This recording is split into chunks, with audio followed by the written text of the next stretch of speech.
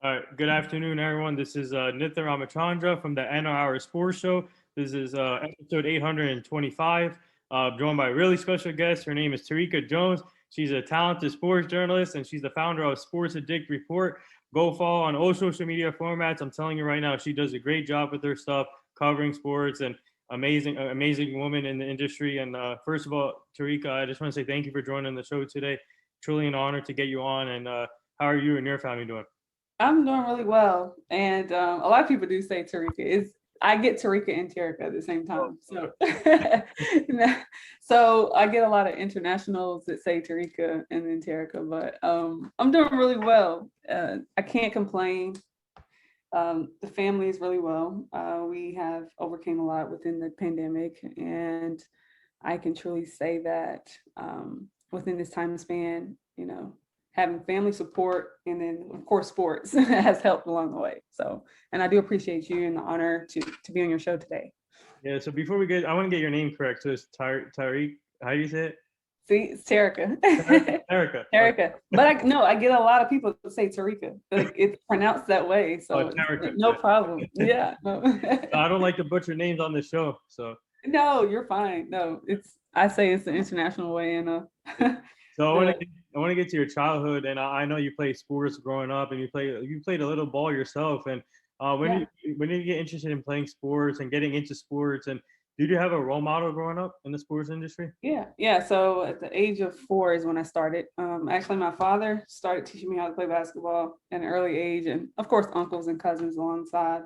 Um, I started, and I was raised. Of course, I'm from Raleigh, North Carolina, born and raised. I grew up around the area of Wake Forest, which is outside of Raleigh, and started within the rec league at in Roseville. So I told my mom, this is an interesting story. I told her, I was like, hey, I want to start basketball. This is going to be really cool. I saw the sign up sign and everything. And she was like, it's only $25. And I was like, oh, that's a lot of money. I don't have $25, I saw the sign. So I started there. I ventured off, did really well at a young age. Just watching other people play. And I think I kind of had a natural talent with it and a natural passion for it, and ventured off to play middle school, high school, of course, at Wake Forest, Roseville High, and then ventured off to college at Johnson C. Smith University. Won our first championship my freshman year. So within the CIAA conference, joined by Vanessa Taylor and Ronnie Enoch. They're actually still coaching within the college realm, but it's quite interesting to see the journey along the way. But the individuals that I actually look up to, you're saying with the role model, I would say first my mother, of course, Yeah. but within the sports era, I would say on the male perspective, Ray Allen was like my favorite player. Hmm. I adored his game. I mimicked his game in so many ways Oh as wow. a shooting guard. So he was one of my favorites. And I'm going to say a couple of players on the WNBA side, but I don't even want to release those names. So Oh, I can't really choose at the moment yeah. for that side, but I would say Ray Allen.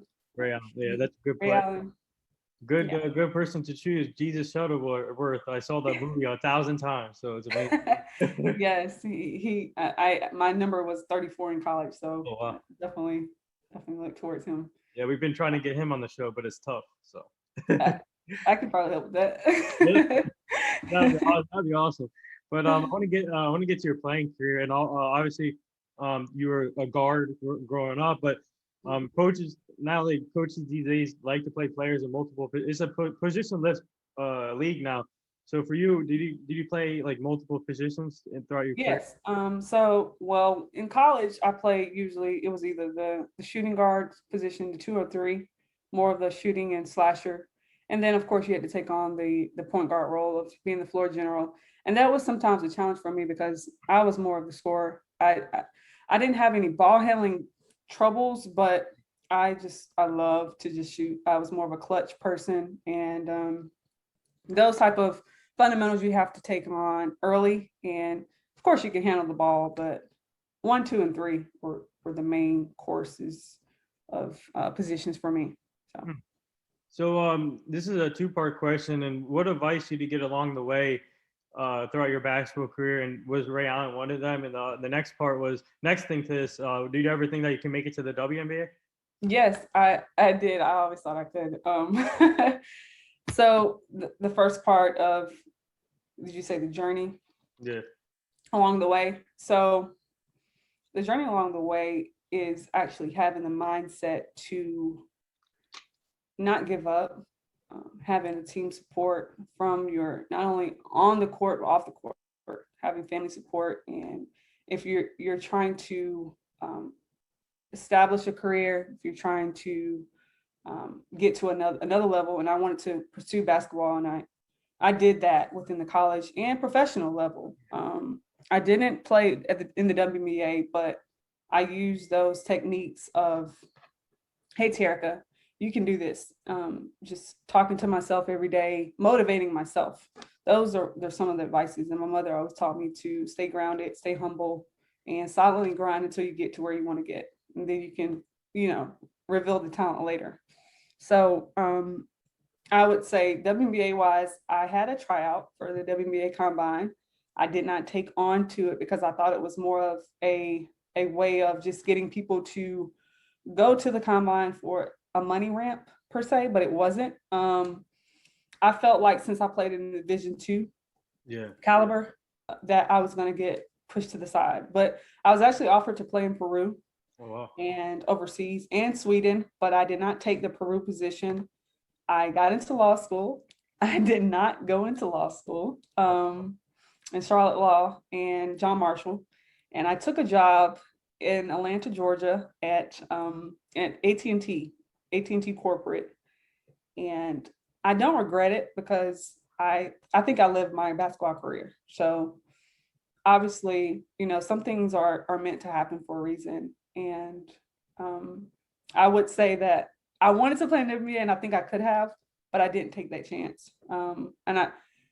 If I would have taken the chance, I think it would have been great. But I played on the professional teams of semi-professionals and actually worked out with the WNBA teams like Atlanta Dream. When I lived in Atlanta, I would do like practice games and stuff. But I think I lived the world within that realm, but actually impacting the youth. Coming back to impact the youth and actually balancing my work life with career. I wanted to be in corporate America. So that's good. Good for you. you. Actually interesting. Yeah, but was it tough for you though, just to pass up the opportunity to playing overseas and continuing your basketball journey? Was it tough passing on the opportunity? It was very tough at first, but I had to be realistic with myself. I felt like at that time they were offering a deal for me to have it was a residence. You stay there with no residence pay or anything. You don't have to pay any rent or mortgage per se. And the salary was going to be pretty well, but I just felt like, I needed to end my career at that time. And it was more of a career for me for long lasting, because if I got injured, I just felt like I couldn't bounce back. But I don't regret it at all. But if I would have it, and I still probably can go out there, but I wouldn't. I don't regret it. So, but it would have been very interesting to see, where that path would have taken me. So, transitioning from a basketball playing career to the corporate world, what has been the experience for you so far, learning the corporate world and learning how to make connections in that industry with people? Yeah, so it was more of since I had the team environment, networking was truly interesting for me. And from transitioning, I could actually listen to others, like I listened to my teammates, and put in my ideas, bring in what can I bring to the table? How do I value some of the assets that I bring? And those were some of the transferable fundamentals that were just easily relished over. So. And, it stuck with me for the past, now we're going, 10 years. So, so I started out in 2013. When I graduated from college, I was offered to play in Peru 2013. When I graduated 2012. Right. I was offered to play in 2013. I did not take it due to, I just felt like it was going to be about 3 months, and I wanted to be financially stable. And, so. Hmm. Mhm. So now, take me back to the first time that you started going to sporting events, covering them, and doing interviews. And what was it? What was the? Take me back to the first opportunity when you got Yeah, that. the first opportunity. So I actually pursued my master's degree at University of Miami, Mhm. and I reached out to AC Watt. He is actually with the ESPN U Campus Connection. He was there in actual Bristol, Connecticut. So I flew out to Bristol, connected with him, and I utilized my team experience, of course, and my corporate America experience to communicate. Emailing, I think emailing is one of the Yeah. biggest things you should do, and actually reaching out DMs and Yeah. LinkedIn. Those type of things are very important.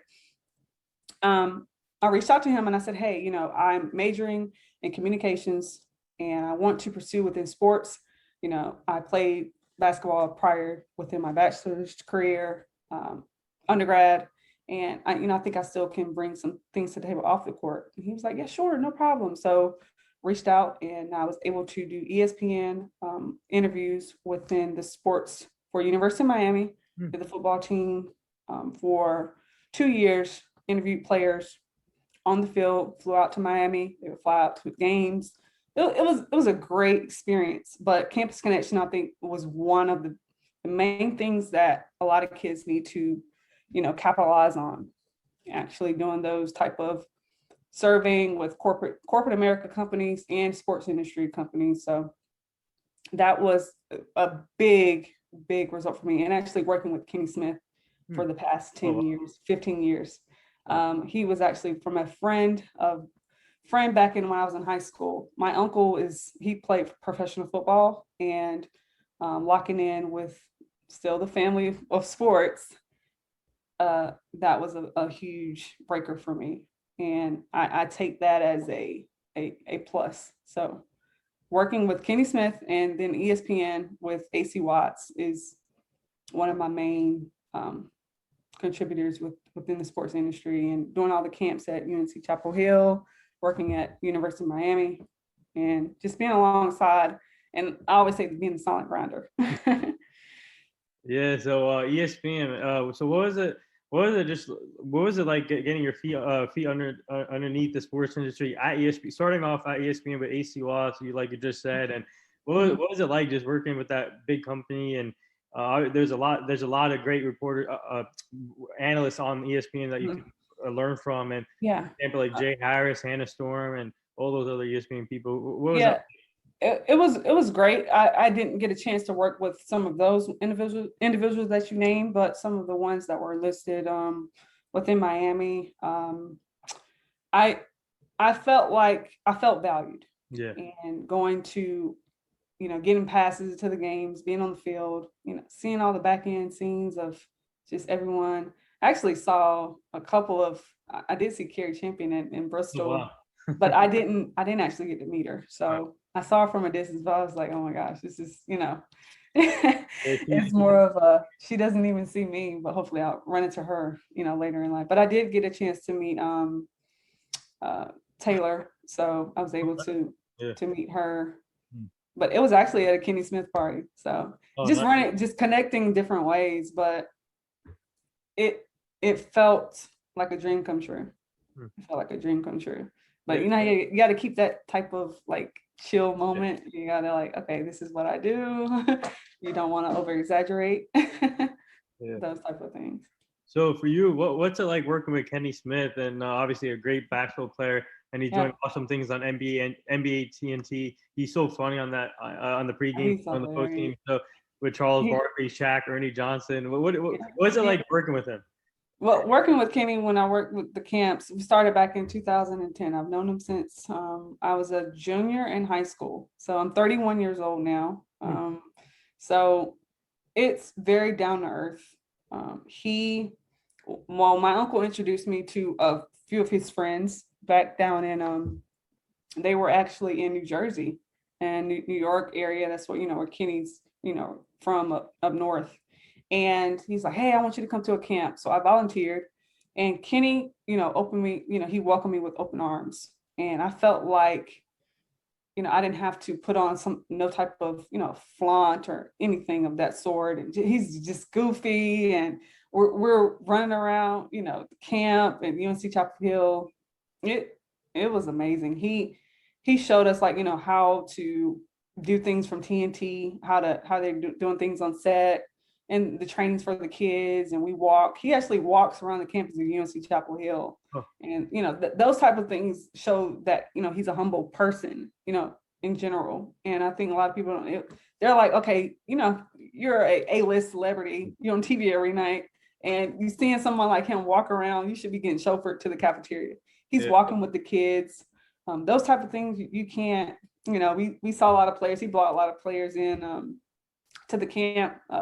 Blake Griffin, any player you want to name within the UNC Chapel Hill. Wow. I pretty much met. But just having him as a support guy person, he's busy. He can't look at his phone and text anybody all the time, but he'll be like, hey, come to the, NBA, junior NBA stuff, so it's great to see that.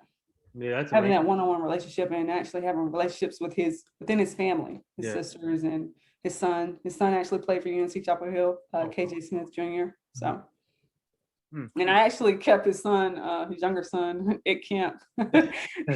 He was something hard to keep up with, but that kid is good at basketball too. Yeah, he is. He's actually growing. Malloy. Yeah. Mm-hmm. I want to ask you, speaking of the youth, and what's it like being part of junior NBA and seeing these kids work hard and not playing video games, just focusing on the on making themselves better, doing other things, staying active. And what's it like just seeing those type of kids staying active and working hard?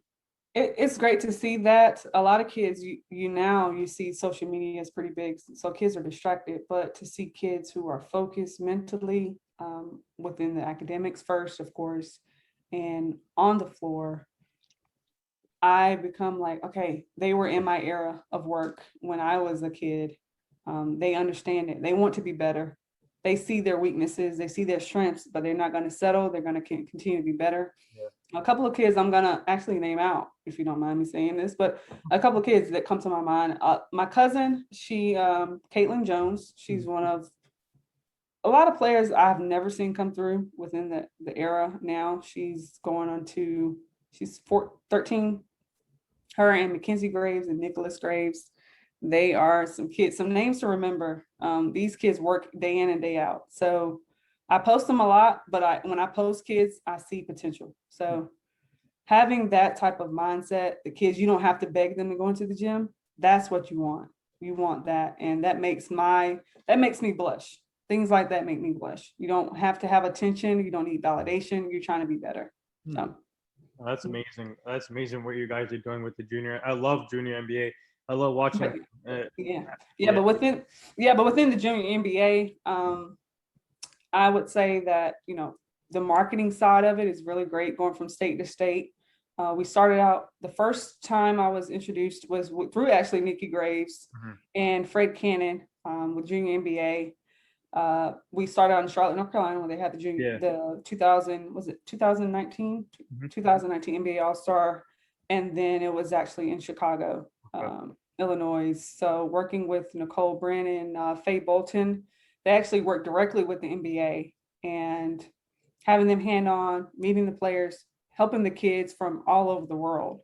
I had a team that came all the way from Canada to train, and just internationally, a lot of good stuff.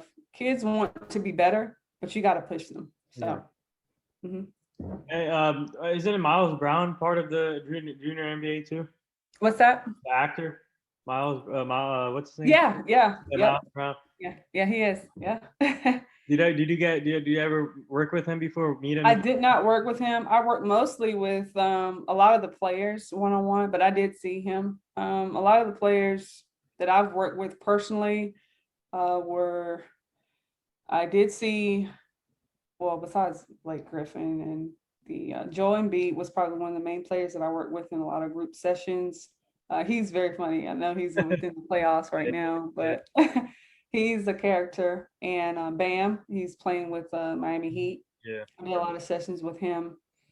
and a few other players. Kawhi Leonard, Oh, or wow. Okay. was within the junior NBA. They helped alongside. So they have players that come in, and they section them out, so they have different shifts. So like from guards to posts or to prior players to speak and actually help one-on-one with the kids. So, but Joel Embiid is probably one of the players that I work closely with. Wow. Sure. Big game tonight for them, but we'll get to that Yeah, later. But yeah. I want to ask you though, Kawhi Leonard. I'm not knocking him as a, Mm. person, but he's not really talkative. But is he talkative during the junior NBA stuff? He was not really as talkative. Okay. He was first he was on my court, and then he moved to a different one. But he's more of a observer. I can say he's very reserved. Yeah, yeah. And most times, and Steph Curry was actually there as Oh, well. oh, Prior, he's very talkative. yeah, definitely. But he's very, outgoing, outspoken. So, but Yeah, yeah, so now Kawhi is definitely not the one. Sorry. wait, what? Not the one. He's not the one to talk. He's very introverted. Yeah. But so now switching gears, I want to talk about your app, Sports Addict report. How did that come about, and how do you find this, and how grateful are you to have this platform? Yeah. So I actually, during the whole, it was before the pandemic time frame. Sports Addict, I said, okay, I'm gonna go and start my own company within this. It's still in the brink of things at this point, but my main emphasis are to find ways to help the youth with business opportunities, career paths, Yeah. and to do trainings within the Sports Addict, and actually interview more collegiate and NBA players, and make it more of a analyst world, but more of a sports industry world. Same avenues of how you're going about with interviewing players, but it's more of a training emphasis and actually intersecting with the corporate America. So allowing the kids to find ways of what their passion is. Since I'm working with Red Hat at this moment, a software developer, Okay. um, Yeah.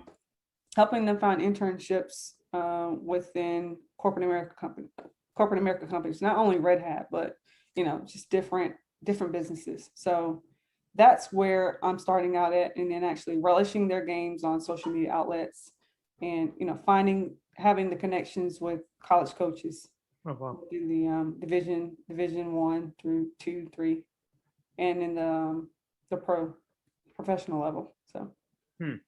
So speaking of that, that app you did with the Sports Addict report, what have you learned as a reporter, journalist, and obviously last year everything got shut down with the sports, and mm, we didn't know what's going to happen, and obviously a lot of people had to utilize a lot of Zoom meetings, and but for mm. you, what have you learned from the past year to now? Yeah, so now it's more of course, like reaching out to people individually. The DMs, I think that's a big thing. Actually sending messages to them, LinkedIn messages, connecting with them, and actually building a relationship. Hey, can we go out and meet? Those type of things, or actually getting on a Zoom call. Those are some things I've learned, but staying consistent. They don't answer, it's okay. They might be busy. Yeah, Reaching out, just continue to reach out, because some people are just on their phones and they're not looking at everything that's coming yeah, within the social media outlets. They may have turned it off or stopped their apps, but just saying, hey, how you doing? Sending that quick text. Hey, can I get your number? Hey, can you talk to me for 5 minutes? Those type of things is, really big for me, and it should be big for anyone that's within the sports yeah. industry. That's some things that I would say. Just stay consistent. Don't get mad if you don't see someone respond. They'll get to it. Right. Those type of things, and reaching out to a lot of my past friends, and a lot of my friends play within the NFL or NBA, but Yeah. I don't take that as I think that's a great thing, but I want to treat them normal. The normality of just, hey, you're a human being. Right.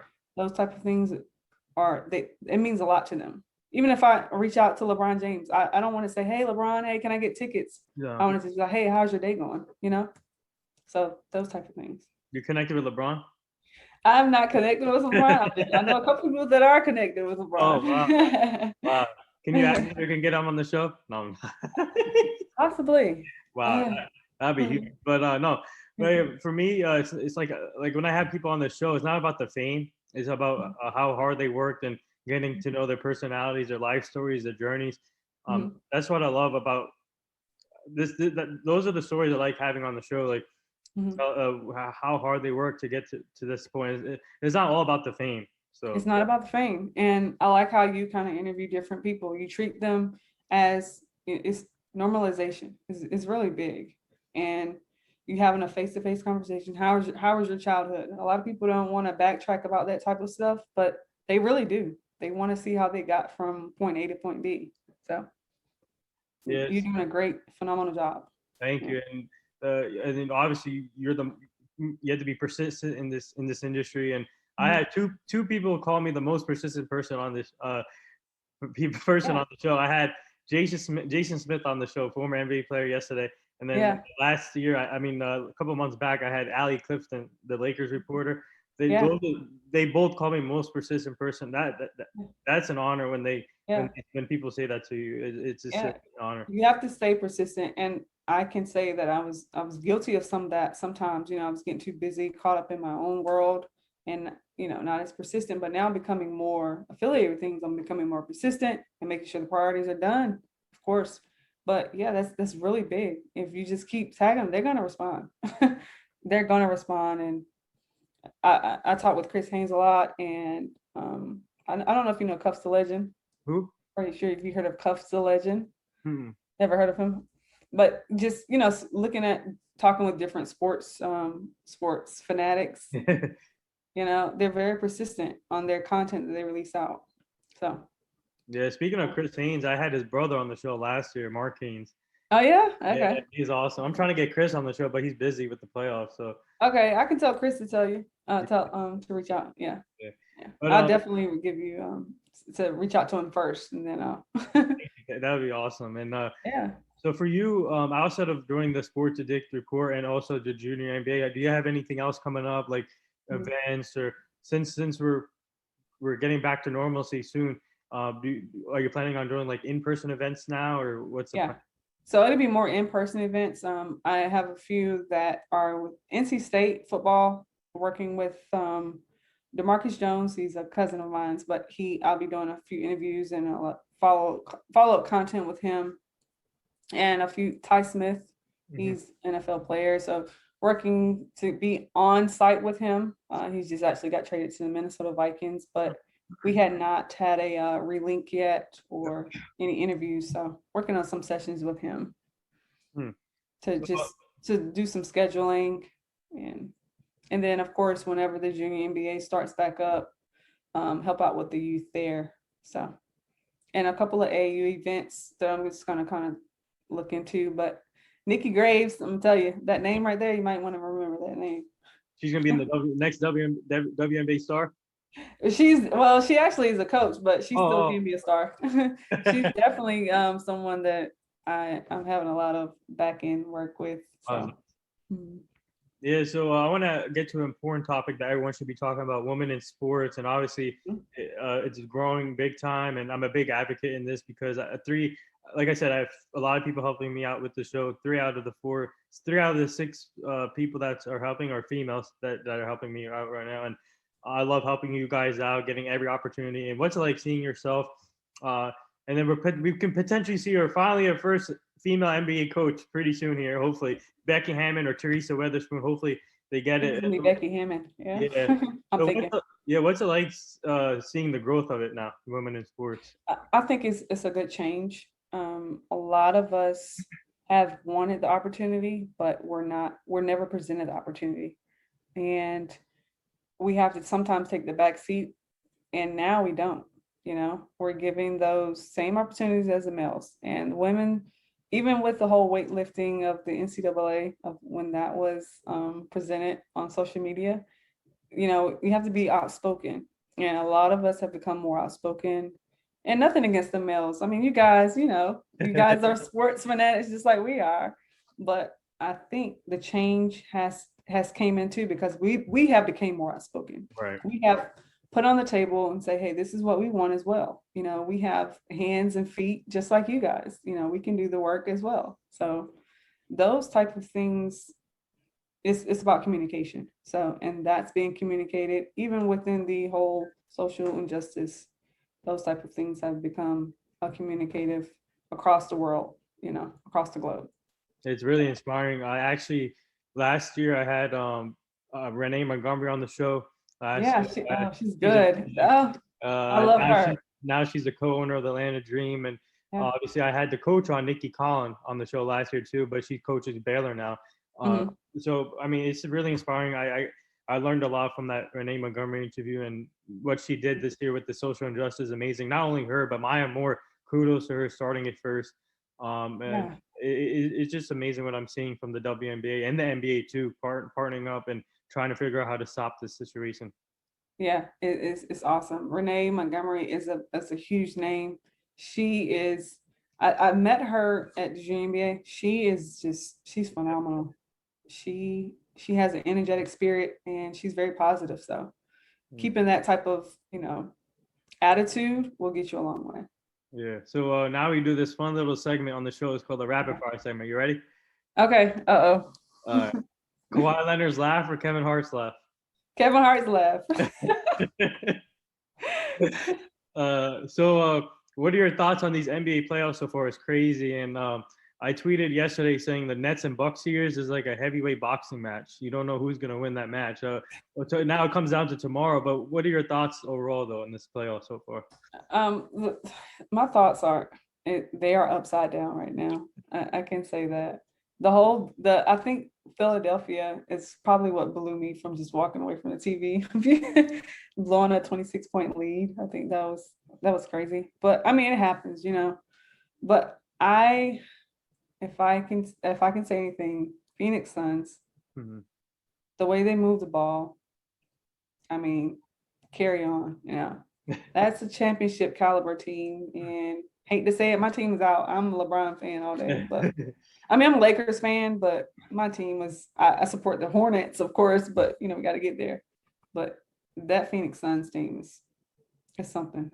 So do you think they can win without Chris Paul? I think they will need Chris Paul. Yeah.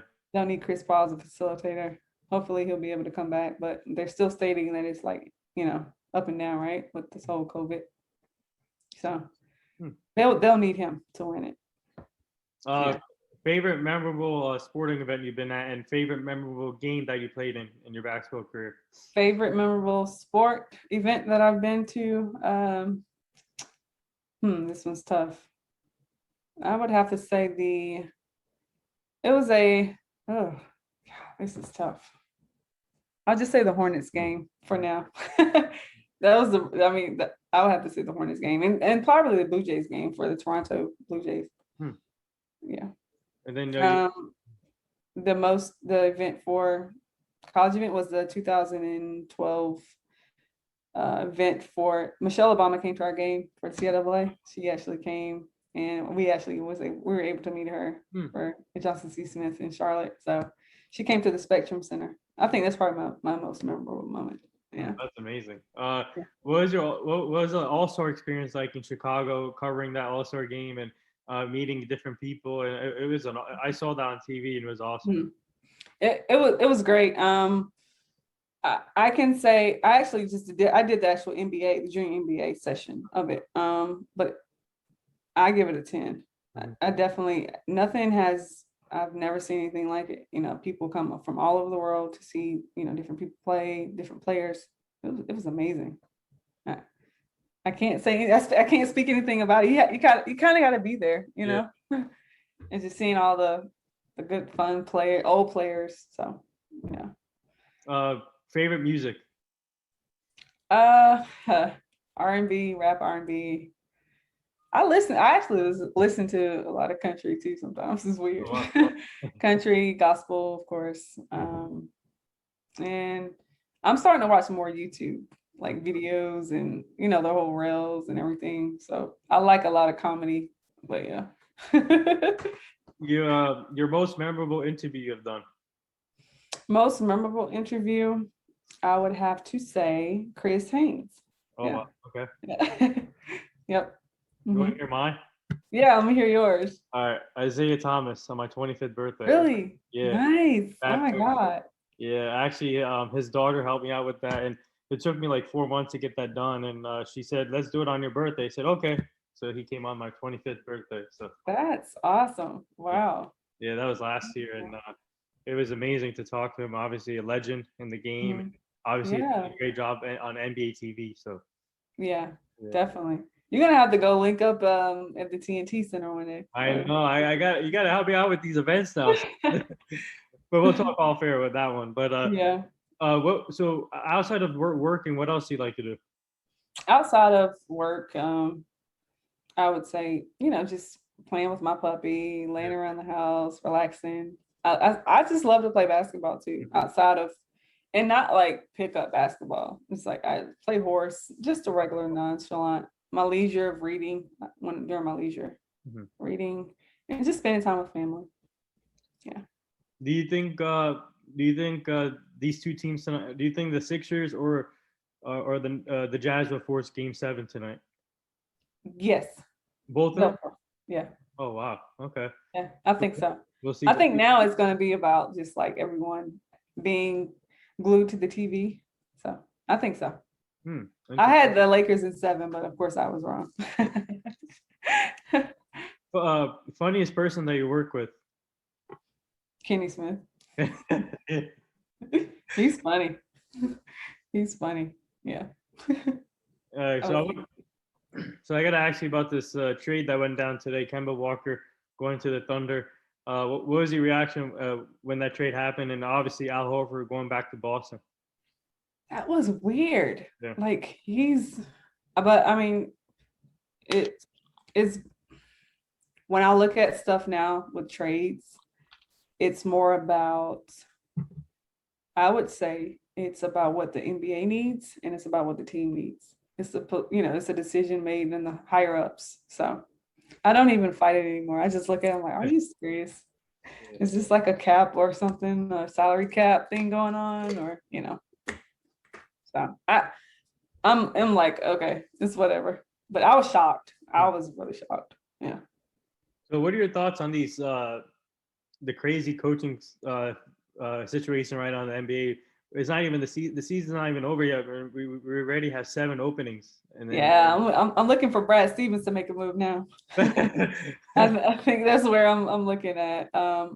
It's just they want to make a shift. A lot of players are retiring. I wouldn't say retiring, but a lot of former players are trying to come into the NBA to coach, Yeah. and that's where the shift is going. A lot of people want to see. I wouldn't say the old heads of the NBA, like Steve Nash, for example, for Brooklyn. they want to see that. They want to see a refurbished coaching staff. I'm not saying that the coaches that are there aren't good. I just want to see a new face and someone who actually has experienced that lifestyle of being a player and actually coaching the game and saying, hey, this is what I didn't do when I was in the championship game. Right. So, and this is what you can capitalize on. So. Mm-hmm. So speaking of coaching, I know you have a lot of experience in that and coaching and helping kids. So down the line, if the right opportunity comes about, would you consider coaching, like assistant coach in the WNBA or whatever? I would assist in the coaching. I think I would probably fall in the media side for some reason on a team. But I would. I think I know I have a sense of basketball and the IQ of it. But now things are so political driven. It's so, you have to be connected within the person who's there. And then, but I can see myself doing it. But assistant, because I'm more the person behind the scenes. And so, yeah. So I wouldn't mind it at all. I wouldn't mind it. I'm gonna put you on the spot right now. Go ahead. If you do see a first woman in the NBA, who do you think? Obviously, you said Becky Hammond, but do you think Teresa Weatherspoon, since she's do you think she'll get the heads up here, or do you think it'll be Becky Hammond for who? Teresa Weatherspoon or Becky Hammond? This is tough. I'm gonna have to go with Teresa. Yeah. You think she gets the Pelicans job? Yeah. Yeah. I can see her going there, but it depends on what they want. Where it's tough. That's a tough choice. But Becky Hammond, definitely, I can see her somewhere. She's gonna take over the NBA. Yeah, definitely. I can't wait till that happens. And who's your favorite who's your favorite player to watch right now in the NBA and WNBA? NBA right now, if I had to choose, I mean, I'm not, me and my fiance, we've had this back and forth thing going. I'm not gonna put LeBron and Michael them in the category. I'm gonna just put them in a different category. But if I had to say LeBron right now, of course, is, one of my favorite players. But besides that level, that I would say, this is tough. I'm gonna say John Wall. Okay. hmm Yep. But a lot of people don't, they don't realize how good he is because Yeah. of the injuries that have poured on him. But John Wall is definitely, if he gets with the right team, or if he has a lot of pieces around him within the right team, And he's he's a beast. yeah. For me right now it's Trae Young from Atlanta. I love Okay. watching this kid play. He's like I'm not saying he's Steph Curry yet, but he reminds me of Steph Curry the way he plays. Yeah. He shoots 30 footers. He passes the ball. He's electric. Um, Yeah. the Hawks are like a mini Golden State Warrior team, I think, in my opinion. Yeah. They are. WNBA, I would say, I would say Brittany Griner. Oh yeah, Yeah. Brittany. Brittany Griner, Skylar Diggins. So Yeah, they're in the same team, so it's kind yeah. of hard. I got Sabrina Aisku from New Oh, York. she's great. Yeah, She's awesome. yeah, she's amazing. That's Kobe's favorite Yeah, player. she's the next Kobe. Rest in peace. She's the next Kobe. Yeah, she's very consistent. Yeah. Yeah. Speaking of Kobe, though, do you have any like Kobe memories throughout your career? Oh yeah. Kobe memories, like playing, or are you saying during the event? Like during the event or playing? Okay. Both, I think. Yeah, both. The event of when he passed away. Yeah, and then do you have any like memories of watching him play? Yeah, oh yeah. The finals, game 7. Oof. Kobe. No, I think the 81 game is what took me over. I'm gonna say that game. The 81 points, I couldn't believe it. I could believe it, but this guy, he was phenomenal. Yeah. But the day of his passing, it was actually on my birthday. Oh wow. Ooh. Yeah. And I was proposed to on that day. So I was in California that day. I was in San Diego. Jeez. And saw it on the news. And I was like, oh my God, it's crazy. But yeah, he's done everything he should have done. So That's well. That's crazy. On your birthday, huh? Died on my birthday. Yeah. But so the last two things here before I let you go, our team is part of this foundation called the Hugh Jackson Foundation.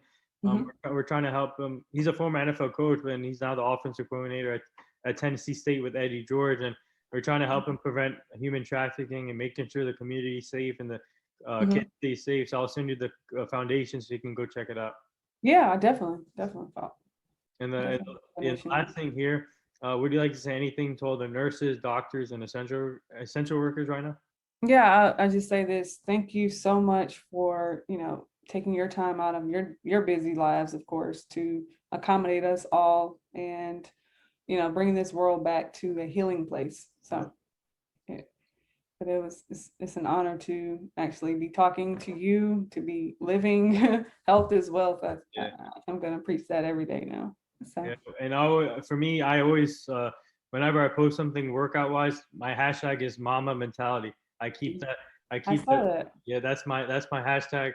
Obviously, that's Kobe's hashtag, but that's I'm gonna live that legacy, Mama Mentality. That everybody should be living that legacy right now.